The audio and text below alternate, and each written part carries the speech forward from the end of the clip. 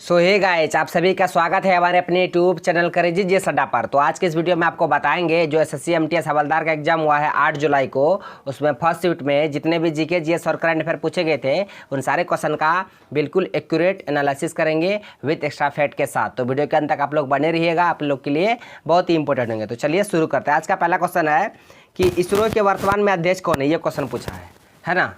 तो इसरो के वर्तमान में अध्यक्ष है एस सोमनाथ, डॉक्टर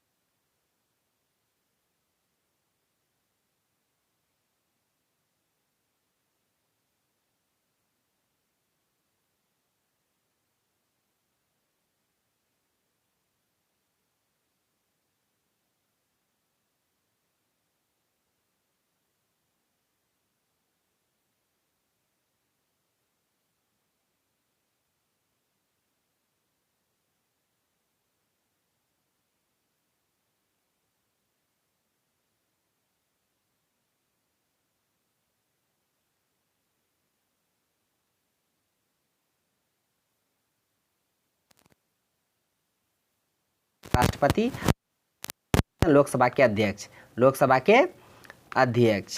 इस बात को भी याद रखिएगा।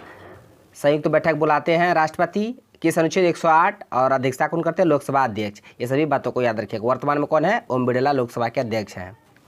नेक्स्ट क्वेश्चन है कि आईसीसी T20 वर्ल्ड कप 2024 हुआ था, मतलब हुआ नहीं होगा का आयोजन कहाँ पे होगा। आईसीसी T20 वर्ल्ड कप 2024 का आयोजन कहाँ होगा पुरुषों का। तो ये वेस्ट इंडीज और संयुक्त अरब अमीरात कहते हैं, संयुक्त राज्य अमेरिका, सॉरी नहीं, वेस्ट इंडीज और यूनाइटेड स्टेट में होंगे 2024 में आईसीसी T20 वर्ल्ड कप। इस बात को भी याद रखिएगा। 2021 में कहाँ हुए थे, यूएई और ओमान में, यूएई और ओमान में 2021 में हुए थे, जिसमें ऑस्ट्रेलिया जीते थे और न्यूजीलैंड हार गए थे। और 2022 में होंगे कहाँ, ऑस्ट्रेलिया में। कहाँ होंगे, ऑस्ट्रेलिया में। इस बात को याद रखिएगा। और 2024 कहाँ होंगे, तो वेस्ट इंडीज और संयुक्त राज्य अमेरिका में। ये सारे एक्स्ट्रा फैक्ट को याद रखिएगा। आप इसी तरह के क्वेश्चन पूछते हैं, आने भविष्य में कौन सा खेल कब होने वाले हैं ना, इस तरह से क्वेश्चन पूछते हैं। ये सभी को एक बार आप लोग देख लीजिएगा।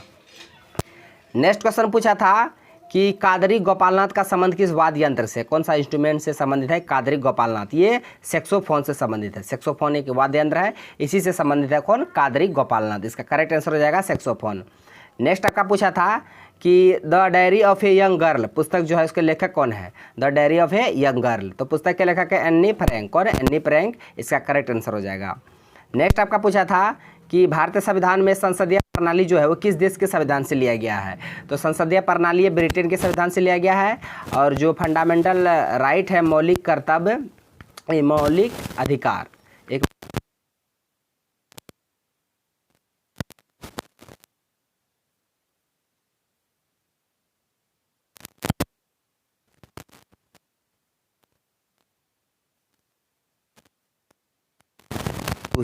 यूएसएसआर से। ये दोनों बातों को याद रखिएगा। मौलिक अधिकार यूएसए से, मौलिक कर्तव्य यूएसएसआर से, रूस से, और संसदीय प्रणाली ब्रिटेन से। ये सभी बातों को आप याद रखिएगा। नेक्स्ट आपका पूछा था कि पोंगल त्यौहार किस राज्य में मनाया जाता है। तो पोंगल ये तमिलनाडु में मनाया, इस बात को याद रखिएगा। और अट्टुकल पोंगल पूछेगा तब, अट्टुकल पोंगल ये केरल में, अट्टुकल पोंगल ये केरल में, अट्टुकल पोंगल, और पोंगल तमिलनाडु में, और जल्लीकट्टू ये भी तमिलनाडु में है ना। सभी बातों को आप याद रखिएगा। नेक्स्ट आपका पूछा था कि मानव विकास सूचकांक जो है DI ह्यूमन डेवलपमेंट इंडेक्स को किस संस्थान के द्वारा जारी किया जाता है।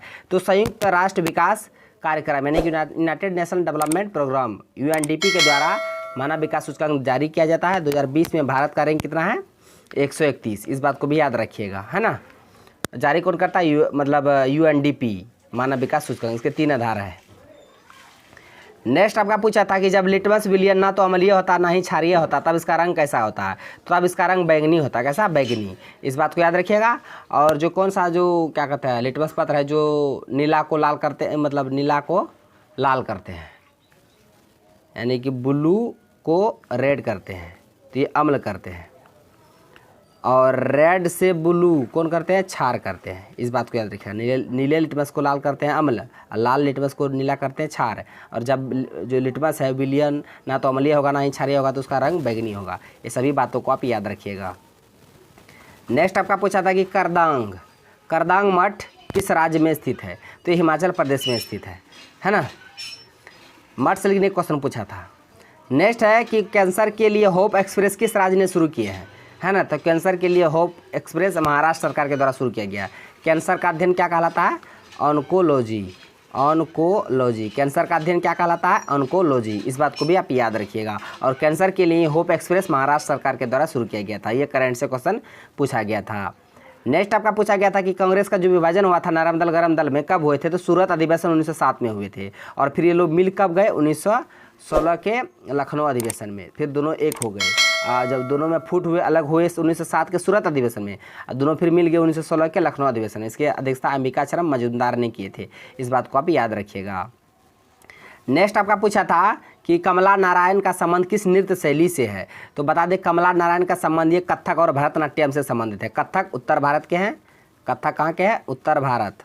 और भरतनाट्यम ये तमिलनाडु। इस बात को भी आप याद रखिएगा। तो कमला नारायण का संबंध कथक और उत्तर भारत, मतलब कथक और भरतनाट्यम दोनों से है। नेक्स्ट आपका पूछा था कि लूर लोक नृत्य भारत के किस राज्य का है, तो ये हरियाणा का। बता दें इसका करेक्ट आंसर हो जाएगा हरियाणा, लूर लोक नृत्य।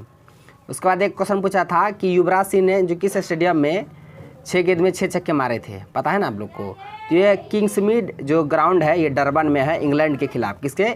स्टुअर्ट गार्ड 7 बॉलर थे, उसी के खिलाफ 6 बॉल में 6 छक्के मारे थे। किंग्समीड स्टेडियम में डरबन में है युवराज सिंह, है ना। नेक्स्ट आपका पूछा था कि स्पायरोगैरा किस संघ से संबंधित है, तो ये थैलोफाइटा से संबंधित। किससे? थैलोफाइटा। कोई बोल रहे थे क्लोरोफाइटा, है ना। तो थैलोफाइटा से संबंधित है स्पायरोगैरा। नेक्स्ट आपका पूछा था कि दक्षिण भारत में कौन सी फसल सालों भर उगाई जाती है, तो चावल, धान वहाँ सालों भर उगाई जाती है ना। इसका करेक्ट आंसर हो जाएगा चावल। नेक्स्ट और आज का लास्ट क्वेश्चन है कि भारत के साथ स्थलीय सीमा कितने देश साझा करते हैं, तो बता दें भारत का कुल 9 पड़ोसी देश है, जिसमें से 7 स्थलीय सीमा है, 2 जलीय सीमा से लगाते हैं। तो स्थलीय पूछा था तो 7 हो जाता। कौन कौन है? पाकिस्तान, अफगानिस्तान, चीन, नेपाल, भूटान, बांग्लादेश, म्यांमार, ये सभी 7 स्थलीय सीमा से। श्रीलंका, मालदीव ये दोनों जलीय सीमा से लगाते हैं। तो सारे फैक्ट को आप याद रखिएगा। तो फ्रेंड्स आज का क्वेश्चन बस यहीं तक था। आप सारे क्वेश्चन को हम बता दिए विद एक्स्ट्रा फैक्ट के साथ। तो यदि वीडियो आपको अच्छा लगा तो मेरा वीडियो को लाइक कीजिए तथा मेरा यूट्यूब चैनल करेजिए सड्डा को सब्सक्राइब करें और बेल आइकन को भी हिट कर दीजिए ताकि हर एक लेटेस्ट वीडियो का नोटिफिकेशन तुरंत आप तक पहुंच जाए। Thanks for watching video. धन्यवाद। मिलते हैं अब नेक्स्ट वीडियो में नेक्स्ट सेट के साथ, नेक्स्ट टॉपिक के साथ। तब तक के लिए जय हिंद।